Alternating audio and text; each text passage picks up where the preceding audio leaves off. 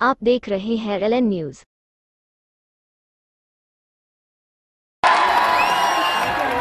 जय भीम जय भीम। माझे बंधू अरुण बोर्डे,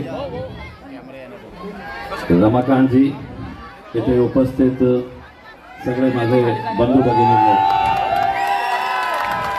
मी सर्वप्रथम तर आता ते खूप सुरीली आवाजात गाणे प्रस्तुत करत होती प्राची पंचशीला भालेराव, ती ऐकत असेल तर मी त्याला हे सांगू इच्छितो की पंचशीला, मी आज तुझा एक मोठा फॅन झालेला आहे। म्हणजे ज्या जोशात तू आज हे प्रस्तुती करत होती, मी लोकप्रतिनिधी आहे आणि लोकांना काय पाहिजे हे लोकप्रतिनिधीला माहीत असायला पाहिजे। लोकांना आज भाषण नाही पाहिजे होतं, तिचं गीत कंटिन्यू व्हायला पाहिजे होतं, हो ना काका? मला माहित है कि इतनी अच्छी महफिल सजी हुई है तो सब जने चाह रहे थे कि इनके गानों का कार्यक्रम कभी खत्म नहीं होना चाहिए करके, लेकिन मैं आपसे रिक्वेस्ट करूंगा अगले कुछ दिनों के अंदर एक बार फिर से आपको आना पड़ेगा और फिर से गाना पड़ेगा और मैं भी आकर आपको सुनना चाहूँगा। मी आपल्या सर्वांना धन्यवाद देतो या कारणाने की आपल्या समाजाच्या वतीने जे तुम्ही माझ्यासाठी 2019 मध्ये ज्या तळमळीने काम केलं होतं, म्हणून मी दिल्लीपर्यंत जाऊ शकलो, महाराष्ट्रातला मी खासदार झालं आणि मागच्या 5 वर्षामध्ये प्रामाणिकपणे जे जे मुद्दे मांडता येते ते मुद्दे मांडण्याचा मी प्रयत्न केले, जे जे काम करता येईल ते काम करण्याचा मी प्रयत्न केला। कुठे यश मिळालं, कुठे नाही मिळालं। आता पुन्हा निवडणूक जवळ आलेली आहे आणि मी लोकांना हे सांगणार नाही की मला मतदान करा। माझ्यापेक्षा कोणी चांगलं शिक्षित असेल, माझ्यापेक्षा कोणी चांगल्या रीतीने तुमचे मुद्दे लोकसभेमध्ये मांडणार असेल तर त्याला मतदान करा। फक्त जाती आणि धर्माच्या नावावर मतदान करू नका, कारण जेव्हा आपण जाती आणि धर्माच्या नावावर मतदान करतो तर आपल्याला परत काय मिळणार? जे उमेदवार या निवडणुकीमध्ये उभे आहे मोठ्या मोठ्या पक्षातून, त्यांचा कारभार काय आहे? ते विकासाच्या बाबतीत बोलणार नाही, त्यांचं काम काय आहे, त्यांचे धंदे काय आहे? तर एक उमेदवार दलित वस्त्यांमध्ये दारूचा धंदा सुरू करणार आहे, दारूची दुकानं सुरू करणार आहे, हे त्यांचा धंदा आहे। दुसरे जे आहे ते क्लब चालवणारे आहे, ते क्लब चालवणारे आहे। असा लोक लोकसभेमध्ये जाण्यास इच्छुक आहे।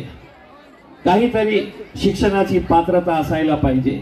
आज एक चपरासीसाठी, एक पिऊनसाठी कुठेतरी नोकरीच्या ॲडव्हर्टाइजमेंट पेपरमध्ये येतं तर त्याच्यामध्ये लिहिण्यात येतं की शैक्षणिक पात्रता कमीत कमी 8वी आहे, 9वी आहे, 10वी आहे। एक फक्त पिऊनसाठी, चपरासीसाठी। मग हे लोक कोण आहे? जे देशाचा कायदा बनवणारे आहे, लोकसभेमध्ये जाणारे आहे आणि त्यांची शैक्षणिक पात्रता काय आहे? तर 4थी पास, 6ठी पास, 8वी पास, याच्या बाबतीत विचार करण्याची गरज आहे। मी आपल्या समाजाचा ऋणी आहे आणि मी कितीही काहीही केलं तर मी आपला ऋण फेडू शकत नाही, कारण मला माहीत आहे की 2019 मध्ये आपण माझ्या विजयासाठी जे काम केले होते त्याचा मी कधीही ऋण फेडू शकणार नाही। पण माझ्या सोबत माझे बंधू अरुण भाऊ बोर्डे साहेब आहे, त्यांची ताकद होती आणि यावेळी सगळ्या राजनैतिक पक्षांनी एक षडयंत्र रचलेलं आहे आणि ते षडयंत्र म्हणजे काय आहे? तर इम्तियाज जलीलला कसे येथे पाळायचं आहे। सगळे राजनैतिक पक्ष एकत्र येऊ लागलेले आहे आणि त्यांचा एकच ध्येय आहे की इम्तियाज जलीलला इथून पाळायचे आहे। का? कारण मी लोकसभेमध्ये 553 खासदार आहे, देशातले 553 खासदार आहे आणि आपल्याला या गोष्टीचा अभिमान असायला पाहिजे की सगळ्यात जास्त प्रश्न नरेंद्र मोदी आणि त्यांची सरकारला कोणी विचारलं असेल तर तुमच्या खासदार इम्तियाज जलीलने विचारलेले आहे। आणि ते कोणते प्रश्न आहे? ते बेरोजगारीचे प्रश्न आहे, ते महिलांच्या संदर्भातले प्रश्न आहे, महिलांच्या सुरक्षेच्या संदर्भातले प्रश्न आहे. माझ्या गोरगरीब मुलांसाठी आपण काय नवीन स्कीम्स आणता येतील, काय नवीन प्रोजेक्ट आणता येतील, याच्या बाबतीत आम्ही प्रश्न विचारलेले आहे. मला जेव्हा नरेंद्र मोदी साहेब एक भाषण ठोकतो लोकसभेमध्ये आणि ते सांगतो की 2020 तक, भाई और बहनों, 2020 मार्च तक इस देश के अंदर हर बेघर को घर मिलेगा, और सिर्फ घर नहीं मिलेगा, घर के साथ नल मिलेगा और नल के साथ जल मिलेगा. न हमें घर मिला, न नल मिला, न जल मिला. जेव्हा कोणी त्यांना प्रश्न विचारत नाही, मी इम्तियाज जलील लोकसभामध्ये उभे राहून हे प्रश्न नरेंद्र मोदी साहेबांना विचारलं की माझ्या शहरामध्ये 85,000 गोरगरीब लोकांनी अर्ज भरला होता की प्रधानमंत्री आवास योजनेतून आम्हाला एक पक्का घर मिळेल. मी उभे राहून नरेंद्र मोदी साहेबांना हे विचारलं कि मोदी जी, आप गरीबों को सिर्फ सपना दिखा रहे हैं, आपने झूठ बोला है. अगर आप सच बोले हैं तो बताओ मुझे औरंगाबाद के अंदर एक ऐसा घर जो प्रधानमंत्री आवास योजना के तहत किसी एक गरीब को दिया गया हो. मग त्यांच्या मंत्र्यांनी मला येऊन सांगितलं, आप मोदी जी को कह रहे हैं कि वो सपना दिखा रहे हैं. मैं बोला हाँ, मैं मोदी जी को कह रहा हूँ वो सपना दिखा रहे हैं. तो बोले आपको मालूम है कि मोदी जी ने कितने लाख घर देश भर में बताए हैं. मैंने कहा कि मैं देश का नेता नहीं हूं, मैं औरंगाबाद के इन गरीबों का, दलितों का, मुसलमानों का, पिछड़ों का, वंचितों का नेता हूं, और मैं उनकी आवाज बनकर यहां पर खड़ा हुआ हूं. मला अभिमान या गोष्टीचा आहे. मी आज खासदार आहे, उद्या राहणार नाही राहणार मला माहित नाही, पण या गोष्टीचा अभिमान राहील की ज्या जालना रोडवर एका भारतीय जनता पार्टीच्या नेत्याचा स्मारक उभे राहणार होतो, त्याचा विरोध केला इम्तियाज जलीलने. तो नेता दिवंगत नेता, लोकनेता होता, त्याच्यामध्ये काही दुमत नाही. सगळे जाती धर्माचे लोक मानत होते.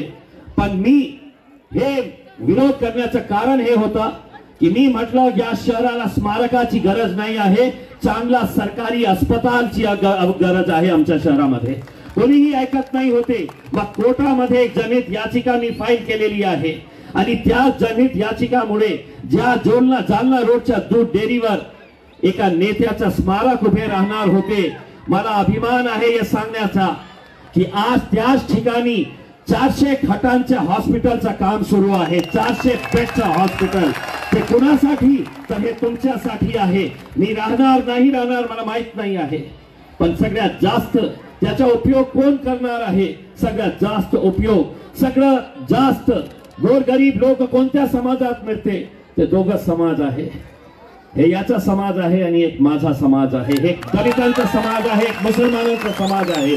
त्या हॉस्पिटलाचा सगळ्यात जास्त उपयोग कोणी करेल तर तुम्ही लोक करणार आहे. आणि तुमचा आशीर्वाद राहिला तर नक्की 13 मेला जेव्हा निवडणूक होणार आहे, तुम्ही 2019 मध्ये भरभरून मला आशीर्वाद दिलं होतं. मला विश्वास आहे की 13 मेला तुम्ही पुन्हा पतंग या निशाणीवर अपनी मोहर मारणार. आणि आपल्याला विश्वास देतो, अरुण भाई, इतना याद कर लो कि देश के अंदर पूरा इलेक्शन हो रहा है, लेकिन 4 जून को जब नतीजे आएंगे तो देश का सबसे बड़ा जश्न अगर कहीं मनाया जाएगा तो इंशाल्लाह औरंगाबाद के अंदर मनाया जाएगा उसके अंदर, और उसमें हमारी ये बहन को भी बुलाया जाएगा, पंचशीला भालेराव को भी बुलाया जाएगा कि हम भी झूमेंगे, तुम भी झूमेंगे और पूरा शहर झूमेगा उस दिन. बहुत बहुत शुक्रिया. जाते जाते जय भीम, जय भीम.